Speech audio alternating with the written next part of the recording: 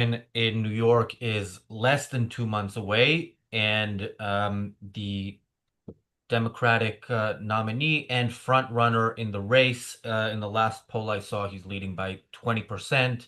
Zoran Mamdani is not really watering down his views as sometimes people people from kind of further afield from the center tend to do after they win primaries when they want to appeal to more voters. He is going full force. So in a recent statement, he vowed to end what he calls excessive force against campus protesters, um, specifically campus protesters against Israel. Now, we covered what we called on this channel the campus intifada in the spring of 2024. That started in Columbia University, and when we saw it continue in other universities, in some places it was successful, and in other places there was law enforcement. That was the difference. In some places, law enforcement said you cannot actually violate people's rights. You cannot, violate property rights. You cannot harass Jewish students.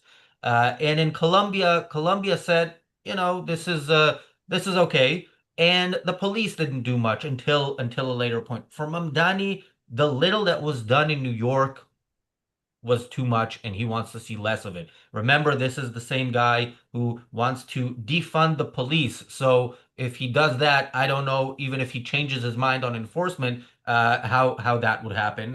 There is no law enforcement if there's nobody enforcing the law. And he has used the phrase globalize the intifada, which means kill Jews, not just in Israel, but wherever in the world they are. This is again the guy leading the polls in the city where the city with the biggest Jewish population in the world. Welcome to the reality show. I'm Razi Ginsburg. I'm joined by Daniel and Jonathan. Jonathan, your initial thoughts on this? Muted. You're muted. Only that Mandami's uh, perceptions, Razi, are not that unusual.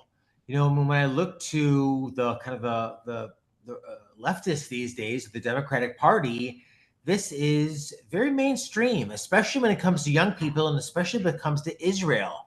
I mean, for them, Greta is their archetype, with the keffiyeh or the neck, the Arafat style headdress or neckerchief, and going on about how Israel is, ruining civilization and bombing civilization. So, Mandami is playing to his audience here. And what's really radical is to be pro-Israel. None of these young people are.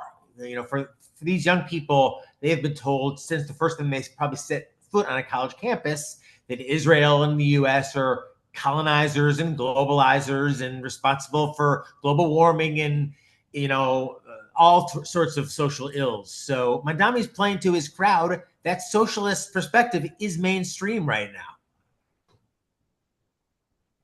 Yeah, Daniel.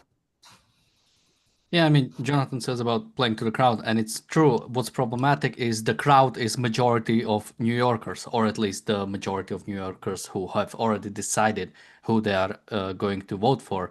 I think somebody earlier mentioned that Mamdani is only leading because he is running against three different opponents. And unfortunately, that's not true anymore. In the latest poll from Emerson College, even if you just put him in one versus one races, well, he leads by 21 points against Adams, by 24 points against Sliva, and by 7 points against Cuomo. So even if this race ends up being just Mamdani versus, let's say, Cuomo, who has the best chances, he is still leading against him. So, and that relies on the fact that a Republican and another independent who used to be or used to run for Democrat would step aside and let that one person go against Mamdani, which as of right now is still looking very unlikely. So you might actually be looking at next mayor of New York, and that's scary. Again, this is the guy who I mean, even when the way he talks, right? It's complete propaganda. The way he talks about how, we need to ensure, or what did he exactly say? I'm committed to real security. I will ensure that students can demonstrate and express their opinions without fearing excessive use of force. This is not a problem. This wasn't the problem. They can express their ideas. They could have always expressed their ideas. The police only stepped in when they started occupying buildings. That's the only time. And even that took some time until the police actually did step in. So the idea that this is some kind of like America has a First Amendment. I feel like people sometimes forget it, and that suddenly the government decided to actually police speech. No, it can't. And if you think they are, well, take it to the court, take it to the Supreme Court, and actually put it against it. This idea that speech is being shut down, and we can maybe talk about even when it comes to sort of private universities and what they are doing. But this idea that this is about free speech of the pro-Palestinians is again similarly like playing to the audience. It isn't really true. It's just playing it up. I remember years ago in this country, I can't even remember if it was the UK Independence Party or the Brexit Party, but one of the parties that Nigel Farage has led in his political career. He gets accused of racism often. So I remember him doing an event where on stage he stood with a bunch of brown and black people. Because look, I'm totally not a racist. The thing we're talking about here is Mamdani speaking at an event with Bernie Sanders because, if you have a Jew standing next to you, how can you possibly be anti-Semitic? Here's one of the things that he said there, which is, where is this? Oh yeah. He said basically that where law was enforced, it was, quote, criminalization of solidarity for Palestinian rights. Now, the fact is, what it was criminalization of is crime. It was actual crimes that were committed, and the law was enforced partially, and that is what he is opposing and promising to end. And I've said this before. We've talked about Mamdani before. Unfortunately, we're going to talk about him again. He, you know, he can't influence America's foreign policy. America's not going to, if it changes its policy towards Israel, it's not going to be because of Mamdani. But he absolutely can defund the police. This has been done in a bunch of cities in America. Jonathan, you live in America. How has that experiment worked in places like Minneapolis and Portland and San I mean, Francisco, I wherever mean, it's been done? Mamdani is, Dr. Yaron Brook has a great line in that we get the politicians we deserve. And, Mamdani is perfectly reflective of the times. If you think about that, who are the young, energetic New Yorkers, affluent, college educated? They have grown up with, an anti-Israel propaganda interwoven into all their studies, all their professional studies. So, this is their guy. And as I said, I just think so much of what we used to think of as being really fringe, like socialism, for example. I mean, Mamdani says, oh, yeah, absolutely socialism, because look how much capitalism has failed. Wink, wink, nudge, nudge. We all know we haven't seen capitalism. And hey, look how well, Sweden is doing. They always say Sweden or, Norway, democratic socialists. It's always kind of trotted out in this very like, get with the picture, man. That you're an old fogey with your capitalism. We all know that democratic socialism is the future. How do they know? They've been taught in school for the last 10, 12, 15 years. Sorry, I was muted, but Daniel, yeah, let's go to you, and then I want to read some more of what Mamdani said, because of course, well, we'll get to it, but these people never actually speak, coherently and truthfully. Yeah, Daniel. Yeah, and again, with Mamdani, it's always the same thing. It's like politics is apparently a discipline where you can keep trying the things that don't work, and see, well, maybe this time it will be a difference. I mean, the idea of, I mean, we could go to all of his ideas, but the idea of uh, like a government owned, or basically government having some ownership of groceries, like really centralized production of food, is this the next thing we have to try? There weren't enough starvations in Soviet Union and communist China to say that maybe that actually doesn't work. But you see that again and again. Go to any idea, go to things like sugar taxes, for example. Every time any city, any country that tries them cancels them within like months usually, and they keep trying it. So it is because socialism is still viewed as the moral thing. I mean, unfortunately, look at the other candidates that are running for the New York City mayorship, right? Like, we would prefer them over Mamdani, but as even if one of them manages to win, it will also be pretty bad for New York. It's only that Mamdani is looking so much worse in comparison. There is no alternative that is actually saying, no, your basic ideas are wrong. Your socialism is wrong. No, it's just, well, Mamdani is going too far. He's too far on some of those things. Thanks to Bull Moose, I can jump in with a generous contribution. Bull Moose says, not that he won't try. He even said he said he'll arrest Bibi if he comes to New York. Even if he can't do that, he'll probably incite violence against him if so. So, put on a big show. That's what I'm saying. Is like, how are you going to arrest Bibi if you defund the police? But anyway.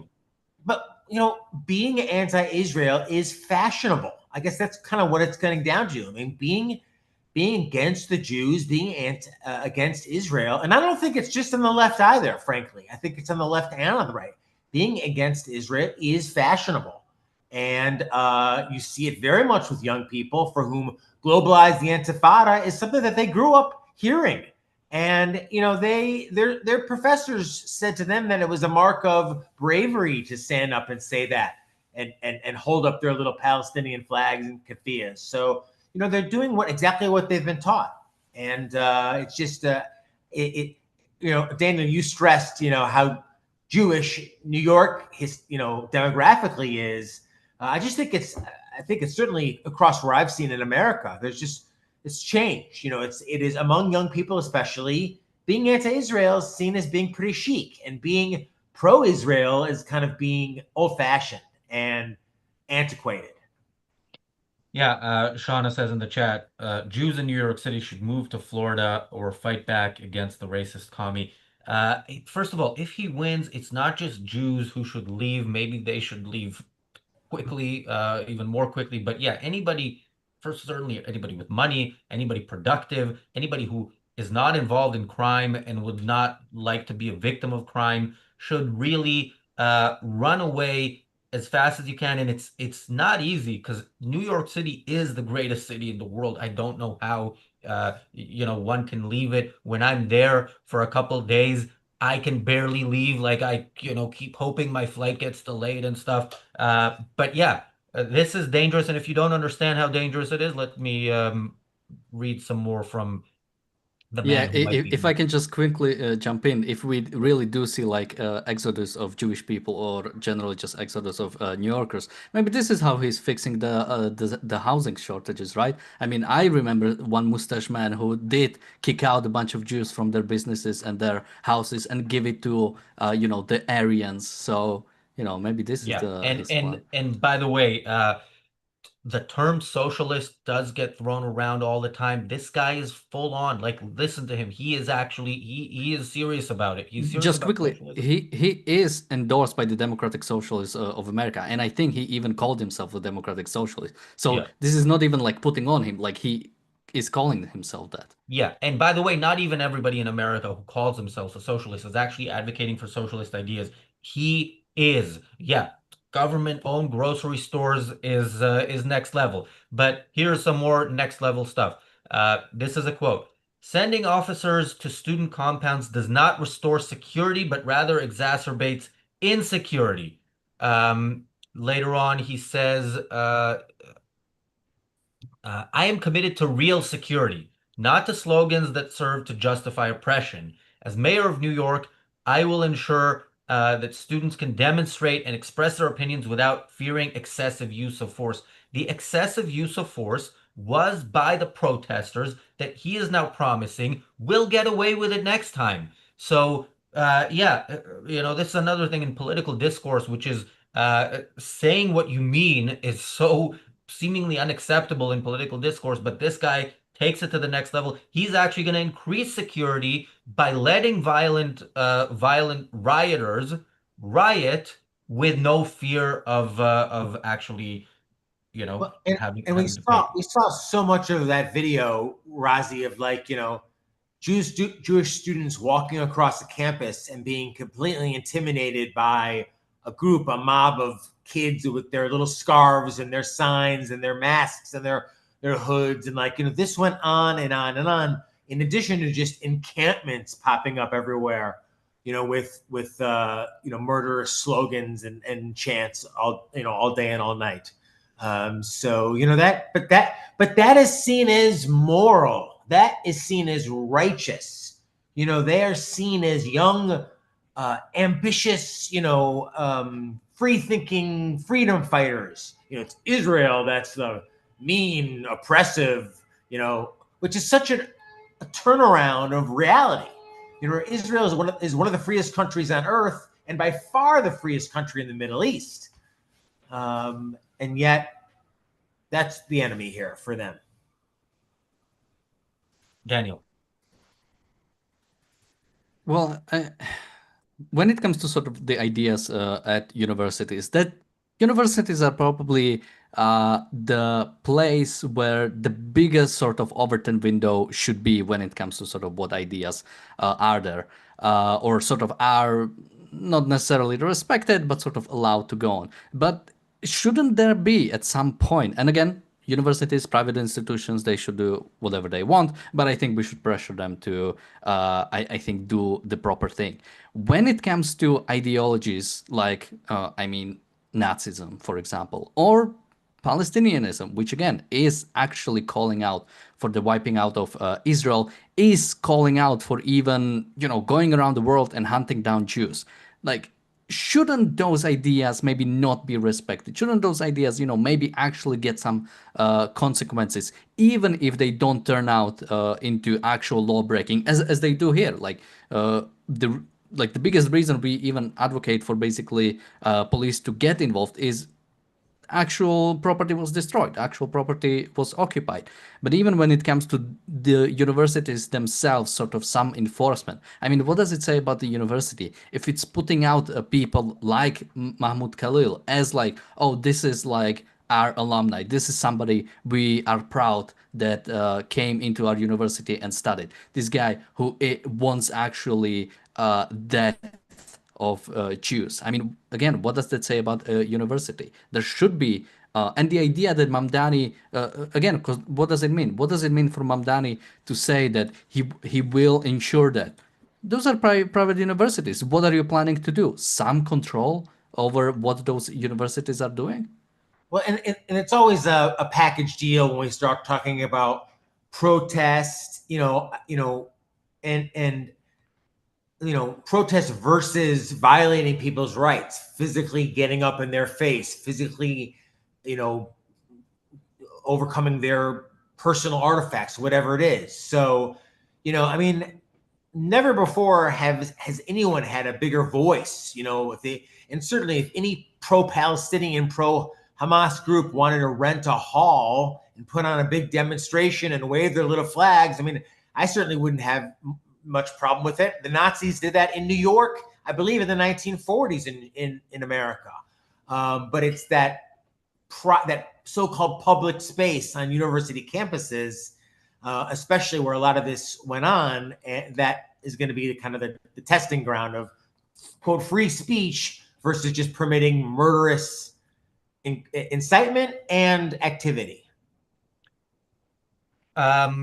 I'm not sure I agree with you. I would like to see America, at least if not actually, well, I wouldn't want to see America involved militarily in Gaza or Judea and Samaria, but if declare, at least if not war, declare the Palestinians an enemy, and but yeah, that I doubt that's going to happen anytime soon. Israel won't declare the Palestinians an enemy. So yeah. Anyway, um, yeah, a point that I want to make. Well, let me go to Bull Moose first. Thank you, Bull Moose, for another super chat. Bull Moose says, "I'm fighting for freedom," says the person fighting for literal oppression of Jews and white people. He's fighting for socialism. Socialism is the opposite of freedom. You are not free under socialism. The government controls your every move in life, and to people looking at that and kind of hoping that New York City will fall because they deserve it if they vote for Mamdani. Remember, many people will not be voting for him. I haven't seen any poll where he's getting 50% of the vote. And so yeah, remember that. Also, or the idea that people will see New York fall and then they'll know not to vote for this. No, because first of all, they can see it elsewhere and they're still voting for it in New York. And you have to have a rational alternative. New Yorkers who want Mamdani not to win are going to vote for Cuomo. Imagine the disgust that any rational human being has to, go through when he's actually going and voting physically for Cuomo. I would do it, but, it would not be easy physically. Miss Rand has a line that's actually in my book, A New Textbook for Americanism, that elections are won every day, every month of the year besides November. In America, we vote in November. I always interpret that my interpretation is that, the real persuasion of people is done long before, about ideas, changing of their ideas is done long before the time that you get around to voting for somebody. And that's why, like Razi, I share your real fear. I've been going to New York since the 90s, since I was a kid. And right now I go to New York every single week. I mean, I'm there a lot. And it is an amazing city. But what I see is that socialist ideas, including hatred of Jews and hatred of Israel, have become very much mainstream. And knowing that ideas are what move the world, that makes me very, very nervous about the long-term viability, let alone thriving of New York City under Mamdani or whoever comes after Mamdani. Yeah. By the way, make sure you check out Jonathan on Fox Business every week, live from New York. Daniel. Yeah, I mean, about the fact that, people will see, if Mamdani wins, people will see sort of the bad things he'll do, and then, they'll know. I mean, that is simply not the case. Bad circumstances don't give you the knowledge on how to fix them. Again, Weimar Germany was in a pretty bad state for a few decades, and it gave rise to Hitler. So that doesn't automatically give you sort of ways to fix it. And you can go on and on about every single sort of bad things happening and what does it do. So again, sort of like trying to rely on that will not work. It's the ideas that have to change, and it's the ideas that gave rise to a person like Mamdani. I think, well, to some extent, I think his own personality is giving him the advantage. I think because of how bad, unfortunately, the other candidates look, I think he's coming out, he's this young, hip guy. He speaks to the youth. He, and his whole sort of like TikTok campaign and the way he managed to go through the whole campaign, that is also giving him the edge. But also, he's the one who can be morally, pure. He can just advocate good things and not apologize for them. That will always have advantage to it. I always, make the point, if people wanted to increase their wealth, if they wanted to be more wealthy, they would vote for capitalists. We could show them chart after chart after chart after why that's the case. How every little tiny bit more capitalistic society becomes, the more wealth is created for, yes, those at the top, but those in the middle and those at the bottom. Everyone is lifted up under capitalism, but they're not motivated by that. They're not, if they were motivated by money, they'd vote for capitalism. But they're motivated by, Daniel, to your point, what they think is moral, what they think is just, what they think is right. And in this conflict, young people especially see the Palestinians as just, they're right, they're moral, and Israel is the oppressive, genocidal force. And it's because they were taught in school under professors like Mamdani. By the way, some people do care about wealth and being better off, and I think Spencer is one of those people. He says in the chat, I know Jonathan is immune to regular chat, but can someone please tell him I bought his book and got my mom to get the ebook version? Actually, Jonathan has at least 3 books that I know of. Maybe I'm forgetting one. I don't know why I assumed that was a reference to Price as Primary. Maybe it is, in which case my point was valid. Yeah, the question of why young people vote for him, I'm sure there are many people who vote for him really because they do hate Jews. But there are many people who are, especially with young people, and I was in, I brought this up as well when we did the show the day after he won the primaries. I was in New York at the time. And I was watching just the news on television, and they interviewed some young people, and they were saying, "Yeah, rent is so high, and so on." And this is always why they go for people like that know that the youth is easy to get because you offer them free stuff, and they've always gotten free stuff. Up until the age of 18, everything you've gotten from most people has always been free, and all of a sudden you have to pay for stuff. And here comes another parent of sorts, and says, "Don't worry about it. I'll take from the rich." Why should you have to pay rent when somebody else has money? And yeah, apparently that. And the line that they understand, the line that Mamdani voters believe, I believe, is that capitalism has failed. Capitalism doesn't work. And, we don't love to use the term prophetic when it comes to Miss Rand because it implies mysticism, and I'm certainly not implying it, but I always think of the subtitle of Capitalism, The Unknown Ideal, and how even now, my God, that book has been out more than 40 years. Capitalism is so unknown and growing more and more unknown by the day. It used to be, in my experience, when I was on roundtables or on panels, there was at least one, maybe two pro-free market voices at the table. And now there's nary a one, certainly if I'm not on. Daniel. Yeah, I mean, it's kind of funny how, as Jonathan says, how unusual it is to actually find like a free market person. Whenever, I listen to a lot of podcasts in my own language, in my native language, and every time, for example, political ones, and anytime I see like a skepticism, like, oh, maybe government shouldn't be involved in this, I'm like, wow, what a radical idea of like maybe we should leave government out of this, or as Jonathan says, sort of like the failure of capitalism, right? Like there is no in some ways there is no capitalism. There is just us people. When there is a problem, like you can go and fix it. Capitalism is not like a magical thing. Like capitalism is not government. Capitalism is not some organization that will go and fix something. If you have a problem with something, you have to look, okay, what even when it comes to law, okay, what are the actual incentives?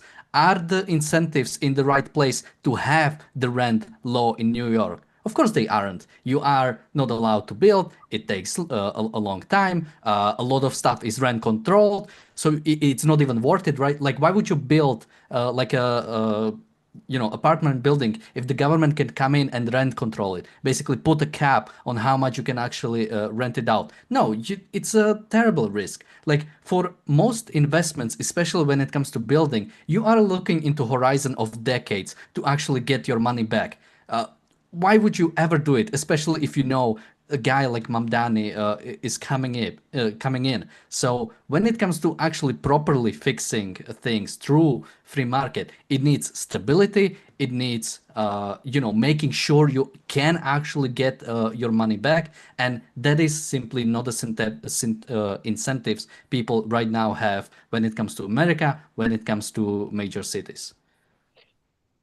Yeah. And the thing is, you both mentioned the fewer and fewer free market voices out there. And when you do hear free market voices or people claiming to be free market voices, often they're people like the anti-Semitic pro-Hamas Polish guy that we talked about on this show a few days ago. The Dave Smith, or those kinds of libertarians out there. So yeah, it's unfortunately it's becoming worse and worse, which is why those of you who watch the Daily Objective, I went on a little rant about us, the movement, the objectivist movement, and how we need to do better. And I absolutely count myself and ARCUK in this. And by the way, maybe this is a good opportunity to talk about how we plan to do better next month when we host our first big conference in Southern California, the Irreplaceable Spark Conference. Jonathan Hoenig will be among the speakers, actually the first of the speakers, and he will also be running a workshop on investing. That is for VIP ticket holders only. That is an expensive ticket and worth every penny and then some. Other speakers include Alex Epstein, include Mark Pellegrino, Michael Kaufman, who you know from this channel, Anders Ingemarson, and of course, Leonard Peikoff will be closing the show with his talk about ragtime music. So make sure you sign up, objectivism.co.uk. It's I think it's the cheapest ticket to an objectivist conference, certainly much cheaper than most, and the group rate we have for the hotel also cheap. So and again, worth every penny and more. Um, Jonathan, we were talking on the Daily Objective, as is the conversation today, about political violence after the murder yesterday of Charlie Kirk, and the contrast here in the topics of the two shows is stark. We're talking about a guy who is actually saying that political violence is being enforced too much, or that's basically, this is how I interpret his explanation of what he's gonna do if he takes over when it comes to anti-Israel rioters. Right. Mandami's basically signaling to his crowd that I'm going to have a light touch. Don't worry. When you want to protest, quote, the Jews, I'm not going to, we're going to have a light touch. It's going to be kid gloves. We might bring you out for that perp walk and you can look all tough with your, and then, they let you out 15 minutes later after the back of the van. But there's like a morality that allows that. I mean, there's a morality that says, hey, not just protesting the actions of the Israeli government, for example, but protesting and getting in the face of people because they happen to be Jewish, who are walking down the street or putting up the poster of someone who's been taken hostage. That's why they're being targeted. And, those are Mandami's people. It's tribal, it's collectivist, it's explicitly socialist, and it's what's been taught on, I think, college campus, and certainly in the States, for the better part of the last 25 years. Yeah, and if you want to see a glimpse into the future, although I think Mamdani is much worse, look at what goes on in London, and specifically look. We talked about this. This was sometime last year when a Jewish person from the campaign against anti-Semitism was present where a anti-Israel protest was going on. He was threatened by the people around him. They said, we're gonna follow you, we're gonna find you, and a police officer said to him, you have to get out of here because you're quite openly Jewish, and if you don't leave, you're gonna be arrested. So yeah, imagine, there are many people who are quite openly Jewish in New York, and imagine what kind of fate is coming for them if. I'll just throw out too, and I mean, I'm not jump in, but I love the story about the Miss Rand, who, for someone in the chat, correct me if I'm getting this wrong, but as I understood, never volunteered herself that she was born Jewish or that she was Jewish, except in the face of explicit anti-Semitism or in the face of anti-Semitism. Then she would speak up and she'd say, I'm Jewish, and face that head on. And we have done that every day here on ARCUK, literally 7 days a week, and we can only do it because of our supporters. So we need your super chats, we need your monthly contributions, and thank you for being a part of what we're doing in terms of popularizing Rand's voice for reason. Yeah. In the face of anti-Semitism, Daniel also self-identifies as Jewish, even though technically he's not. But yeah, Daniel. Well, I have a Jewish. Like, it doesn't matter. It's like it doesn't matter if you identify yourself as Jewish. Those people will still come after you. Or Hitler came after Slavs too. So it's not like I'm completely clear The either. Not. Palestinians don't know about the Slavs yet, so Do you know the word slave comes from the word Slav? The etymological reasons, course. But and again, sort of like any authoritarianism or any sort of those ideas are fundamentally against individuals. Again, Islamic Caliphate is not good for the Muslims. That's not a prosperous place to be. They might, come out the best out of it since they are not sort of like actively being oppressed on the way the Jewish people will. But it's still not a good way to sort of live. So I think there was something else I wanted to bring up before, but now I'm forgetting. We Well, do have I'll just videos if. ideas, Rand's idea that ideas move the world. That's really what's important. And thank you, Bonnie, for the super chat. It's not, the countries that were always successful weren't the ones that had necessarily the most natural resources, the most gold. I mean, if having a lot of gold meant you had a prosperous country, then sub-Saharan Africa should be the wealthiest place on earth. It's some of the worst places on earth. Why? Because of the ideas. And that's what we're all about here, is promoting Miss Rand's ideas, getting you to pick up your first book of Ayn Rand, and letting us be your advocates in the culture, and letting us be your partners as students of objectivism. I mean, Razi, Daniel, and I have all been reading Miss Rand and talking about her ideas for decades, and we want you along that process with us. So thank you for doing it, and thank you for that support. And thank you, Shauna, for the super chat. Shauna says, I'm 100% Northwest European, but defend a Jew and you magically become one. Nazi mysticism is something else.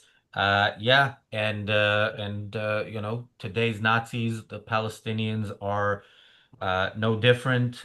I think I had a point here, but Daniel, you forgot your point before. Maybe you remembered it now, and while you make that point, I remember what mine was.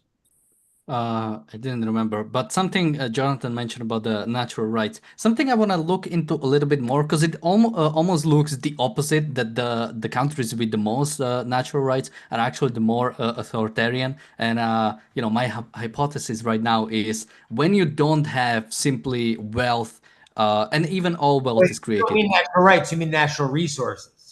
Oh, yeah, natural, yeah, resources. That's what I meant. Yeah. Thank you. Is the fact that if you don't have sort of this quick access, and even sort of actually getting wealth out of natural resources requires some kind of reason. So even for the countries that do have it, like the Middle Eastern countries, they use Western technology or technology that was created by Western minds. Is the fact that when you don't have natural resources. For example, Israel has absolutely nothing. I think there is a joke like Moses went around the desert for 40 years to come to one place in the Middle East where there's no oil.